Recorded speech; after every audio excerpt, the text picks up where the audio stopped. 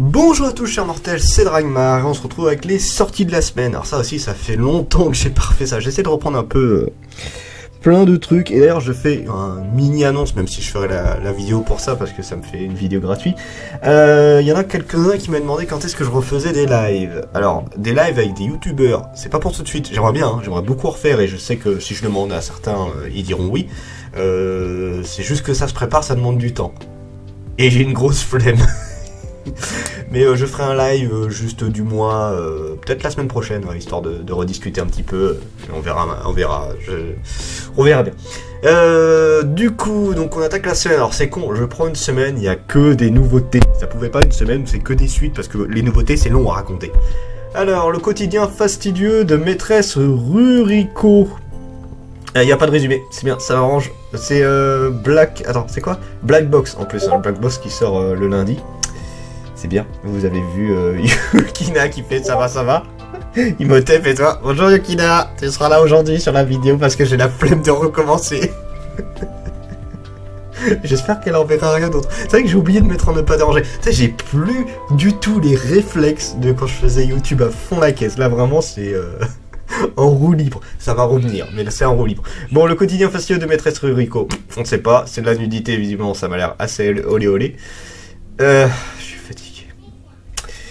J'ai envie de dire je vais recommencer, mais non, parce que sinon vous allez rater le truc de Yukina. Tant pis, ce sera une vidéo drôle, hein. Vous entendez peut-être mon fils qui me vient de m'appeler d'ailleurs à l'instant. Allez, c'est parti, on se remotive. Alors, Shoujo, un webtoon. Bon, en vrai, les webtoons, je suis pas du tout dedans. J'en ai lu 3. 3. J'avais lu un peu Solo Leveling. J'ai pas des masses accrochées. Il y a l'animé. L'animé, le pire, c'est que j'ai téléchargé les épisodes. Il faut que je les regarde. Je les ai toujours pas vus. Et Darkseid, l'ancien libraire, m'a prêté son webtoon, un webtoon qu'il avait. Et c'est pareil. C'est pas les histoires de webtoon que j'aime pas. C'est le style du webtoon. C'est le fait couleur, comment c'est foutu, tout ça. J'arrive pas à accrocher. Alors. Shunchu, désigné par l'oracle comme fils du démon à sa naissance et banni par son peuple, mène une vie de sang et de violence, décide à comprendre pourquoi un tel destin lui a été infligé.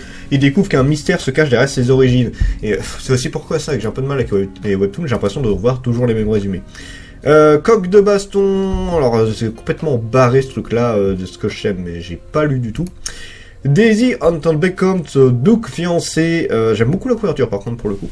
Donc aussi un webtoon, Kylian, nom bien français pour le coup, un aristocrate à la réputation terrifiante propose à Daisy un contrat de mariage afin de rembourser ses dettes. Les conditions sont simples, ils doivent rester mariés 3 ans platoniquement et travailler ensemble. Cette offre alléchante tente Daisy, mais après avoir trouvé la mort dans de tristes circonstances, elle remonte le temps. Désormais, elle cherche coûte que coûte le bonheur aux côtés de Kylian. Et encore une fois, un résumé qu'on connaît, ça fait penser beaucoup à Seven Time Lop, que je vous conseille, qui est une excellente série. Father, I don't want this marriage. Encore une fois, les webtoons, je trouve qu'ils ont des très belles couvertures, mais voilà, c'est toujours des trucs qui ne m'attirent pas. Encore un isekai, on dirait. Vivre dans l'univers d'un roman qui n'en a jamais rêvé. Notre héroïne, elle, s'en sera bien passée, victime d'un accident mortel. Elle se retrouve propulsée dans l'histoire. Est-ce qu'elle s'est fait écraser par un camion? Ça, c'est pas dit, ça. Dans l'histoire du livre qu'elle a lu, réincarnée dans la peau de Juvelian, fille de duc odieuse. Elle mettra fin à ses jours après avoir été accusée à tort de meurtre. Sauf que ce rôle de méchante condamnée ne lui convient pas. Notre héroïne décide de réécrire l'histoire et de changer la destinée de personnage qu'elle incarne. Mais prise entre la rancœur et son ex-fiancé de prince et le désamour de son duc de père, Juvelian peut-elle seulement espérer échapper à une fin tragique?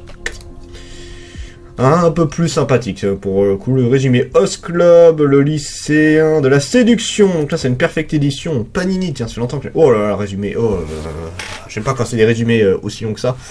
Tout allait bien pour Harui. Fujioka, une place dans le plus prestigieux lycée du pays, le lycée Ouran. C'est quoi déjà? C'est pas Todai, c'est l'université. C'est l'université Todai, là. C'est pas un lycée, c'est vrai. Cerisé et orchidée réservée d'ordinaire aux plus grandes fortunes. Une bourse confortable pour y suivre ses études malgré sa position sociale de prolétaire. Des livres de grande culture à portée de main. Tout aurait pu très bien se dérouler ainsi, mais voilà, Harui a le malheur de pousser la mauvaise porte un beau jour, et le cercle d'hôtes du lycée lui ouvre les bras, formé par les 6 jeunes hommes les plus beaux et riches de l'établissement. Ce cercle d'activités scolaires quelque peu particuliers se donne pour mission d'offrir aux jeunes filles de passer d'agréables moments de détente autour d'une bonne tasse de thé. C'est très sous-grenu comme phrase, on va dire. Et de petits gâteaux avec différents thèmes et ambiances suivant les idées de son meneur, l'excentrique Tamaki Sueo. Tout le contraire de ce que Harui entend par instant de calme et activité de détente. Mais il faut aimer les moments de thé, quoi. Mais un incident ne lui laissera pas le choix pour rembourser le vase inestimable brisé pendant sa tentative de fuite. Harui devra travailler pour le cercle d'autres, d'abord comme larbin, puis comme membre à part entière. Ouais, commence alors un étrange balai entre les clichés de séduction tels que le prince charmant, le beau ténébreux, les incestueux, le mignon petit garçon et le grand protecteur. En vrai, le résumé qu'avant ne m'intéressait pas, la dernière phrase du résumé m'a fait rigoler, et là m'intéresse un peu plus. Harui devrait subir tout cela avec beaucoup de patience pour peut-être y prendre goût. Dans quel sens prendre goût? Insomniac volume 11, et en vrai c'est une série que j'aime beaucoup, que j'ai mis en pause, qui est très belle, terminée en 14 tomes. En vrai ça va, 14 tomes je trouve pas mal vu pour la série. Bon, à la limite que je prenne l'animé pour celui-là. Très bonne série. Jungle Juice volume 5, j'ai pas vu. Land volume 2, pas vu. Log King Under the Cloud volume 2, pas vu. Cette semaine, il n'y a pas grand chose qui m'intéresse de mémoire. Le vieil homme et son chat volume 9, pas vu. Lone Wolf and Cube volume 10, pas vu. Love Coach Gakubo-kun volume 1, très jolie couverture pour le coup. Alors, après avoir passé des années à éviter tout ce qui est trait à l'amour pour me concentrer sur mes occupations, me voilà désormais dans la trentaine. C'est alors que désormais je vais devoir recevoir des leçons en amour de la part d'un garçon bien plus jeune que moi. Oui, en gros, une femme plus âgée qui se fait séduire par un jeune homme. Chose qu'on a vu plutôt beaucoup de fois, je trouve. Pas de résumé pour Lunatic Lover, volume 1, c'est une réédition, en plus, j'aurais de te dire. Makoto-chan, volume 2, pas vu. Mariage Toxing, volume 2, pas vu. La couverture est spéciale. Attends, je vais juste voir un peu ce... Voilà, c'est très particulier, le truc. Olympia qui close, volume 6, j'ai pas vu, mais j'en ai entendu parler un petit peu. Pilote de guerre, oh là, ça se passe comment, dans quoi, la Seconde Guerre mondiale, terminé en un tome, donc c'est sûrement un truc historique un peu. Nouveau recueil d'histoires courtes de Seiho Takizama. Excusez-moi, j'ai la fatigue. C'est impressionnant. Je baille à chaque vidéo, j'ai l'impression. Faut vraiment que je me remette un coup de boost, moi. Je vais me reprendre des vitamines. Un maître du manga d'aviation. L'histoire qui donne son titre à l'album, Pilote du SA, est basée sur les récits de pilotes de F-14 iraniens pendant la guerre Iran-Irak, une histoire méconnue et héroïque. Le F-14 comme Tomcat, chasseur de construction américaine que l'on peut notamment admirer dans le film Top Gun, que j'ai jamais vu mais je serais curieux de ces jours, constituait le fer de lance de l'aviation iranienne, 79 appareils ayant été livrés par les États-Unis juste avant la révolution de 1979, donc c'est pas du tout pendant la Seconde Guerre mondiale, qui devait voir le SA d'Iran chassé du pouvoir par les islamiques. Les autres récits se penchent eux aussi sur des faits d'armes méconnus, tels que l'épopée de Meshet 323 gigantes en Méditerranée, ou l'implication du comte von Rosen dans les combats aériens en Afrique dans les années 1970. C'est pas du tout pour moi, mais ça peut intéresser les fans d'aviation. Pourquoi attendre volume 5? J'avais juste vu le résumé il y a un moment. Pumpkin Night volume 3, alors là oui je l'attends, alors en plus ça me fait rire effectivement pour le jour de la Saint-Valentin, c'est offre ça à ton copain, ta conjointe, on va dire est-ce qu'il n'y a pas un message caché parmi ça? Alors si vous n'avez pas lu, lisez, c'est une super bonne série. Rash volume 1 Perfect Edition, ça m'a l'air pas tout jeune cette série là. Alors, après une longue absence, le docteur Yuki Asaka est de retour dans sa région natale et remplace sa grand-mère qui exerçait la médecine en milieu carcéral, mais son arrivée est loin d'enchanter son amie d'enfance Tatsumi qui déclare qu'elle provoque que des catastrophes. Loin d'être déstabilisée, la jeune femme prend ses fonctions dans la prison où elle a été embauchée et ses débuts pourraient bien donner raison à Tatsumi. La malchance semble bien être à ses côtés. C'est ça. Ouais, pas pour moi. Seiyu Air and Us, volume 1. Alors, je sais pas c'est de quelle maison d'édition, par contre, j'adore la couverture. Je sais pas ce que c'est terminé en un tome, mais ça a l'air trop... Quand tu vois Drame, tu sens que ça va pas être mignon, mais je sais pas, ça me tente. Ah, c'est chinois certainement ça, chinois ou coréen, je sais pas. Wu Yarong, je crois que c'est coréen ça. Né dans une famille monoparentale, était une personne marginalisée à l'école, donc même les professeurs se moquaient. Elle détestait donc aller à l'école jusqu'à sa rentrée en 3e année de l'école primaire où elle a rencontré Tong Kewei, la fille la plus populaire. Bien que différentes, les deux filles deviennent amies autour d'une passion commune, à savoir le manga. pas mal. Wu Yarong est adulte et bien qu'ayant avancé dans sa vie à travers de sa passion, son passé lui pèse et elle a besoin de tourner la page. Mais en vrai, ça a l'air grave sympa. Je pense pas que ma librairie l'aura, mais je vais sûrement le demander parce que c'est super. C'est un manoir et il n'y a pas de maison d'édition. Il n'y a pas la maison d'édition qui est marquée. Je sais pas ça va être quoi. Mais ça m'intéresse énormément. Chute L, volume 8, pas vu, Skybeat, volume 47. Cette série ne se termine jamais. Suicide Girl, volume 5. J'ai totalement abandonné la série. J'avais commencé le premier tome et j'arrive pas à accrocher. Par contre, la couverture est super classe. Ça, je l'avoue. The Blue Flower on the Ceramic Forest. Volume 1 et 2. Excusez-moi, je vous l'avais dit. J'ai un gros coup de barre sur mes activités en ce moment. Sami, ville des pentes et de la porcelaine. Aoko, peintre sur porcelaine, fait la rencontre de Tatsuki, fraîchement débarqué d'Europe. Lorsqu'il dit ne pas être intéressé par la peinture sur porcelaine, celle-ci a l'impression que l'on renie tout ce qu'elle est. Malgré cela, Aoko développe une fascination pour la céramique blanche, dont seul Takumi a le secret. Bon, on peut très bien, ne pas être intéressé par une activité d'une autre personne sans que ce soit blessant, soit... Je veux dire, il y a des trucs que ça ne m'intéresse pas chez certaines personnes, c'est pas pour autant que j'aime pas la personne. Enfin bon, pas pour moi en tout cas. Tokyo Tareba Girl saison 2 volume 2. Pas pour moi. 3 Yakuza pour une otaku volume 12. Je vais juste voir la couverture vite fait. Oh, jolie la couverture. Ouais, romance, faut que je me remette un de ces jours. Two F.A. Stamen volume 5. Le nom est particulier.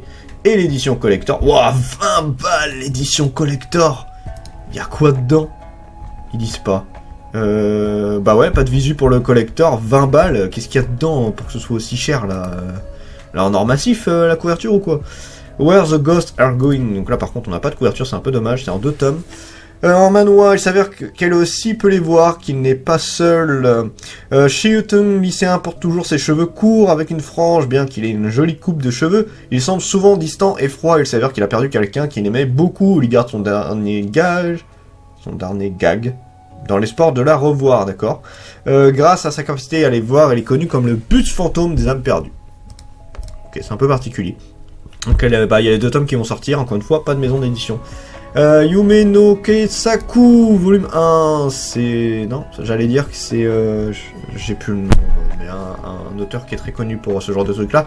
Mais non, et ça me fait penser un peu à la chenille, ce manga-là. Considéré au Japon comme l'étoile noire du manga, Seishu Maru, construit depuis ses débuts en 1980 dans le magazine Garo, une œuvre où se mêle mythologie japonaise et une certaine culte occidentale de l'érotisme, qui va du marquis de Sade au surréalisme. Le fond narratif composé de courts dialogues crus et parfois poétiques délirants sont encadrés dans l'image pour ne pas polluer les images où se révèle toute la virtuosité graphique de Maruo. Et faites pas des trucs aussi compliqués à lire pour des gens, hein, franchement.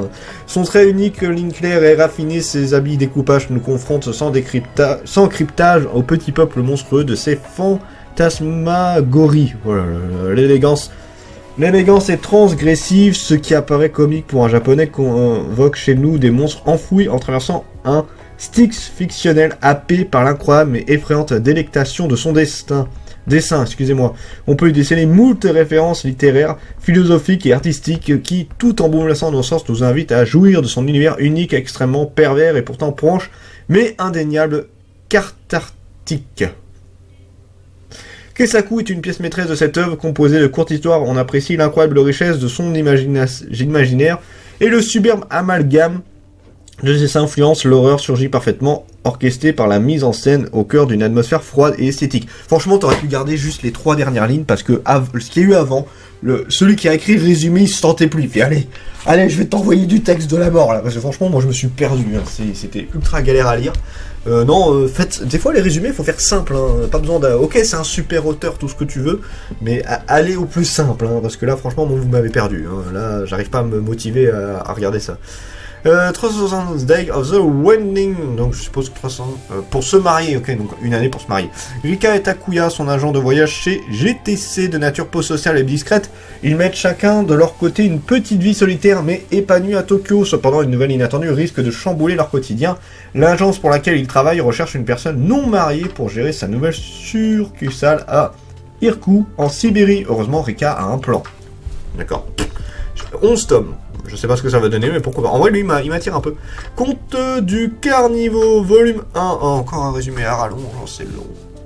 Bercé par les bras de Tateshi, quartier de Tokyo défavorisé, hanté par les prostituées et les yakuza, Tadao Tsuge, prisonnier du manga alternatif des années 60, nous renvoie l'angoisse reflet de cette civilisation japonaise. Marquée au fer par la Seconde Guerre mondiale ayant tant influencé ses œuvres, Tsuge donne naissance à des personnages au caractère irascible pris dans un tourbillon de situations plus qu'improbables dont certains sont inspirés de sa propre vie, notamment celle ayant lieu dans une banque de sang clandestine. La vente de sang est officiellement interdite au Japon en 1968, ou au sein du cercle familial violent, différent de son frère Tadao Tsuge, dénué de toute romantisme, et de toute sensualité, la rudesse de la vie du peuple japonais avec une précision digne du reportage journalistique. Il s'attaque à dépeindre sans farde les petits, les laissés pour compte, les truands et les proxénètes, les prostituées, les fous, les alcoolos qui luttent contre chaque jour pour leur liberté, la quête de sens tout simplement, leur survie, tout un bestiaire sur laquelle les autorités de l'époque tirent le pays. Un marché forcé vers la reconstruction et le progrès préfère fermer les yeux. Alors c'est beaucoup trop long, mais déjà c'est beaucoup plus digeste à lire, comparé à ce qu'on a vu avant. Mais encore, voilà, par contre ça m'intéressera pas. Corpse Party, Blood Corporel. Alors ça en vrai j'aimerais bien les lire parce que Corpse Party, ça reste un monument du jeu d'horreur. Mais j'avais lu les premiers tomes, c'est pas mauvais, c'est juste qu'il faut que je me motive à le lire. Kirin the Happy Rider, Speed May, volume 2, pas vu. La randonneuse Glutenon en montagne. Je retiens pas le premier tome. Ah, si c'est ça, si j'avais vu des extraits, je sais pas ce que ça vaut, ça, à voir. Le goût des fraises, très joli, je sais pas, je la trouve très mignonne, la petite fille. Une comédie romantique qui vous fera rougir comme une fraise. Lorsque son grand-père, producteur de fraises, ne peut plus travailler après un accident, Sarah, encore étudiante, décide de l'aider en rejoignant l'entreprise familiale. Elle y fait la rencontre de Minori Sugara, un agriculteur de 33 ans qui lui enseigne les ficelles du métier. D'abord effarouchée par ce grand gaillard, aux allures revêches, elle apprend à le connaître avec le temps et commence à éprouver des sentiments pour lui. On s'en doutait pas. Minori lui aussi est charmé par Sarah, mais il ne sait pas comment lui communiquer ses sentiments. Terminé en 4 tomes, je sais pas. J'avoue que déjà en 4 tomes, je pense que ça va être trop court pour ce que c'est. Mon fils semble avoir été incarné dans un autre monde. Je crois que c'est bientôt fini cette série-là. Ma copine la lit, elle a plutôt bien aimé. Moi, je suis pas trop tenté. Mon petit ami Guerre d'Airless, volume 5, dernier tome. Ça me parle pas. Nomi et Shiba, volume 4, pas vu. Persona 5, volume 12, alors jamais été fan de Persona. Saturne retourne, volume 5, j'ai pas vu. Et la liste est longue pour cette semaine. Et toi, pour l'instant, il y a que quasiment un titre qui m'intéresse vraiment, le reste, bof. Si nous étions adultes, volume 8, pas vu. Zofin Blind Death, volume 1. Et il y a l'air d'avoir qu'un seul tome. C'est un cartoon, ouais, un webtoon, c'est ça. Opération séduction, oups, c'est mon patron. Airi était loin de se douter qu'en acceptant de rendre service à son ami, sa vie allait tourner au cauchemar en le remplaçant lors d'un rendez-vous d'un amoureux arrangé. Un rendez-vous amoureux arrangé, excusez-moi, la jeune employée se rend vite compte que quelque chose cloche. Le riche et beau prétendant s'avère être Kang Tae-moo, son patron. La vie de bureau devient alors un véritable épreuve du combattant pour Airi qui doit désormais cacher à son prétendant qu'elle est son employé et échapper à ses appels incessants, mais tout va s'empirer. Quand elle va répondre enfin au téléphone, Tamu veut l'épouser le plus vite possible. Ouais, ok, c'est pas pour moi. Villain's Kill, encore un webtoon, non merci. Capeta volume 4, pas pour moi. Circe volume 3, non. Entre les lignes volume 9, non. Kaodand volume 5, non. Le bateau d'usine, fais voir un peu à quoi ça ressemble ça. J'aime bien la couverture par contre. La couverture est très sympa. Je sais pas ce que ça vaut ça pour le coup. Le labo de Monsieur Bou, volume 3, non. Lettre de Taipei. Encore un résumé à rallonge. Terminé en un tome. Au milieu du XXe siècle en Chine, quand des soldats surgissent dans le bourg où vit la famille Shen pour imposer le communiste, les deux frères Shen Ershang et Shen Eria refusent de se mettre au service du nouveau maître, étiquetés réactionnaires et traîtres. Ils sont arrêtés, emprisonnés et spoliés de leurs maigres biens, contraints de choisir entre la passivité ou l'exil. Shen Ershang se réfugie à Taïwan, tandis que Shen Erian reste et continue à endurer le cycle infernal de persécution. Au point d'y succomber, juste avant de mourir, il aura le temps de marier sa fille Jeanne Yan, qui accouche de jumeaux, en même temps que naît la République populaire de Chine en 1949. Un demi-siècle plus tard, Jeanne Erian et son oncle Shen Ershang renouent une liaison épilosaire, et l'exil revient en visite sur la terre de ses origines, et il découvrira qu'au cours de la révolution culturelle 1966 à 1969, les bourreaux des frères Shen ont à leur tour été broyés par la folle histoire de la Chine moderne. Je me suis fait incroyablement chier en lisant le truc. Ce sera peut-être très intéressant, mais clairement, c'est pas pour moi. Moriarty, volume 18, c'est toujours pas fini, Moriarty, depuis le temps. Oh là là là, c'est toujours en cours, c'est incroyablement long, je trouve. Naruto, volume 20, non, mais Naruto, en fait, j'ai vu l'animé, pas tout, je me suis arrêté à Shippuden parce que ça commençait à m'ennuyer, mais j'aimais beaucoup Naruto, mais pas Shippuden, et en manga, j'ai jamais lu. Nishijo, par contre, il faudra que je les achète, ceux-là, je vous avoue que ça m'a toujours intrigué, et j'ai pas lu encore la série, je la prendrai certainement. Numéro 6, volume 4, pas vu. On l'a fait, volume 6, pas vu. Primate God in Ancient Time, j'avais regardé il y a fort longtemps. Par contre, la couverture est super belle, j'avoue. Mais du coup, pour l'instant, je ne sais pas si je vais reprendre. Et Tokyo Alien, volume 6, c'est une semaine qui est ultra chargée. Mais il n'y a pas grand-chose qui m'intéresse. Je regarde vite fait ce qu'il y a la semaine prochaine. Infection, j'aimerais beaucoup reprendre. Il y a à la limite plus de choses qui vont m'intéresser. MASH, voilà, dernier tome de la série. Je regarde l'animé, je suis plus animé pour le coup. Mother Parasite, ouais. Il va y avoir 2-3 trucs qui seront un peu plus sympathiques, je trouve, la semaine prochaine. Sur ce, c'était Dragmar, et je vous dis à la prochaine, chers mortels.